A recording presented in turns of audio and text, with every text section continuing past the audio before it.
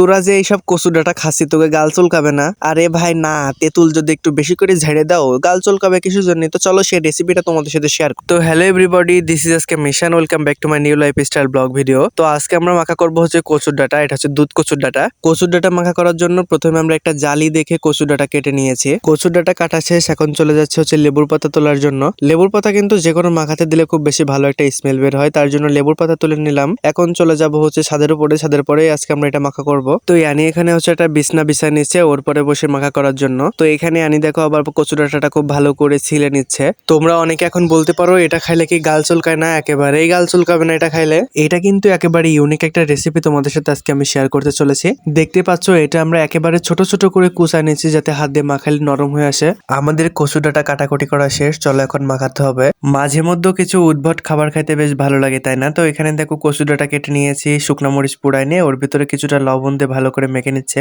যেহেতু আমরা একেবারে অল্প পরিমাণে কচু ডাঁটা মাখা করতেছি, এজন্য জাস্ট 2টা শুকনা মরিচ আমরা এখানে পুড়ে দিয়েছি। তেঁতুলটা আমরা ওর সাথে ভালো করে মেখে নিয়ে এখন কচু ডাঁটা গুলো ভালো করে চটকে মেখে নিচ্ছি। কচু ডাঁটা কিন্তু একেবারে গলে দেখো একেবারে মিহি হয়ে গেছে। তো দেখো আমাদের কিন্তু মাখানো কমপ্লিট, কত সুন্দর লাগতেছে তাই না? খাইতে কিন্তু ভীষণ রকমের মজা ছিল। তোমরা চাইলে একদিন ট্রাই করতে পারো, অনেক মজার হয়। খাইতে এত বেশি পরিমাণে ভালো ছিল, প্লেট পর্যন্ত চেটে খেয়ে ফেলেছি। তো ভিডিওটা কেমন লাগলো অবশ্যই কমেন্টে জানাবা।